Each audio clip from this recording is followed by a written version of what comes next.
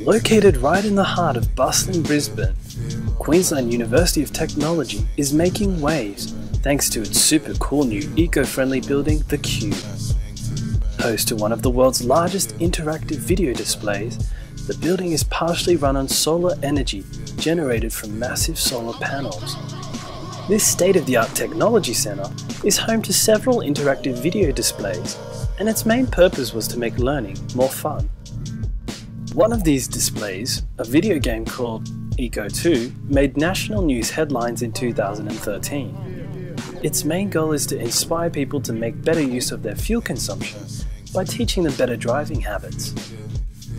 The best thing about iCO₂, which is freely available for play on the iPad, Facebook, and now here at the Cube, is that it can teach you how you can drive down your petrol bill just by learning to drive in an eco-friendlier way. These include smooth acceleration and deceleration, avoiding braking suddenly, keep your speed constant, as well as shifting gears early. We're about to hear from the game's lead developer, Marconi Madruga, to see just exactly how this game works. So we're here at the Cube building in the Queensland University of Technology in Brisbane, Australia. And we came here to visit the iCO₂ project, which is running right there. So let's check it out.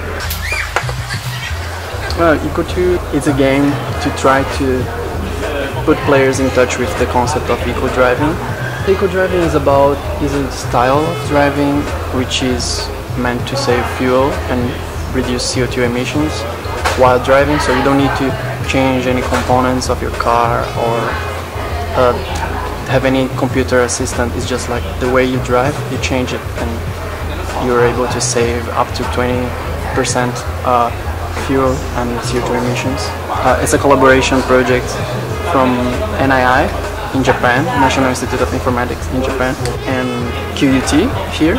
And I was the project manager and the lead developer. We have 4 screens, each one of them is one player. Up, we have this upper view that gives a view of what is happening in the game for the people that are not playing, they're just standing and watching. The game is being exhibited in the Queensland University of Technology in a space called the Cube. It's the largest multi-touch screen space in the world. The game is one of the attractions, let's say, which has its own space.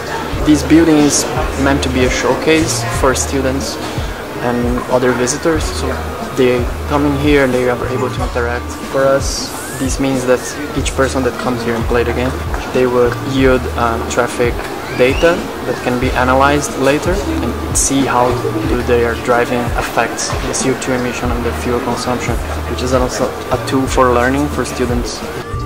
In iCO₂, you're driving a car in this multi-touch screen and you have a fixed amount of fuel, and the goal is that you need to drive as far as you can. In order to drive very far, you need to pick up checkpoints on the way, and if you drive in an eco-unfriendly way, you spend more fuel, and that makes the game stop earlier, so you cannot reach the Hall of Fame. So to be able to do that, you need to pick up checkpoints, avoid collisions, avoid crossing red lights. All these influences in your performance. Yeah, there are passengers spread out along the city, and they want to be dropped off on the next checkpoint. So as a bonus, if not only going from checkpoint to checkpoint, in the middle of the way you stop to pick up a passenger, you can get an extra fuel bonus. It's another way to drive further and get more points. First is a multiplayer game, so all of these 4 are driving together. If they collide with each other, if they don't respect the safety distance, they may receive penalties on the fuel and may leave the game earlier. Second, there are traffic lights, and these traffic lights are programmed to change to red on the worst time possible, so that it creates this dilemma and the player thinks like, should I accelerate or brake, and maybe do an eco-friendly action like braking sharply or accelerating sharply. There are other computer controlled cars as well that will also try to affect the player by braking in front of them. The traffic lights and the computer controlled cars, they will change their behavior according to the player performance to avoid these situations where it's very difficult or very hard. So they want to keep the playability in a nice and engaging level. Some elements of the environment may change according to how bad the players are driving, so we can have some fog going on, some camera effects to indicate for the audience that the players are driving bad.